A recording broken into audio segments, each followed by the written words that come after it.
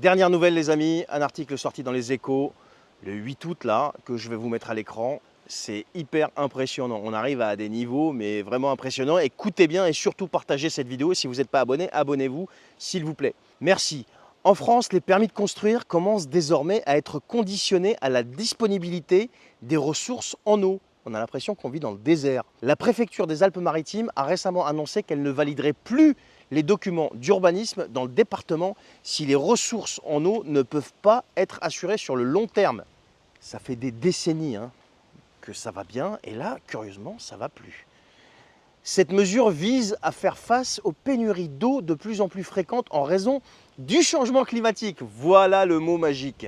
Alors les autorités locales devront désormais inclure un bilan prévisionnel de l'équilibre entre la demande en eau et l'offre disponible dans leur plan d'urbanisme. Mais on est chez les fous. Déjà que c'était super compliqué, mais alors là, ça va être un bordel sans nom. Et c'est un agent immobilier qui vous parle. Et si cet équilibre ne peut être maintenu, l'État refusera les permis de construire. Ce changement qualifié de petite révolution par le préfet est une première en France. C'est ce qu'on peut lire dans les Échos. Il s'inscrit dans une tendance plus large où la gestion de l'eau devient un enjeu central pour l'aménagement du territoire. Alors, ce n'est pas la première fois que ça arrive. Il y a déjà quelques communes qui avaient déjà pris l'initiative de geler le permis de construire pour préserver les ressources en eau, souvent au prix de recours en justice.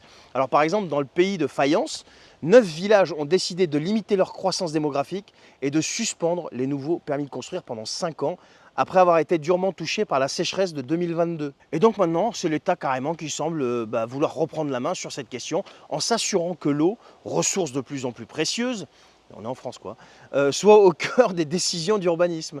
Et cette mesure marque un tournant dans la manière dont la France gère son territoire face aux défis posés par le changement climatique. Ça, c'est ce qu'on peut lire dans les Échos. Alors je ne vous cache pas que quand je lis ça, j'ai l'impression d'être dans un pays aride. J'ai l'impression de vivre dans le désert. Dites-moi ce que vous en pensez, les amis, en commentaire. On met tout ça sur le dos du changement climatique. Je sais pas, le changement climatique a bon dos pour faire passer, j'ai l'impression, toutes les mesures possibles et imaginables. Ça me rappelle la période du coco. À chaque fois, il nous faut une excuse pour faire passer des mesures. Alors, si c'est pour servir l'intérêt général et si c'est d'utilité publique, pourquoi pas? Mais j'ai quand même des doutes. Dites-moi ce que vous en pensez.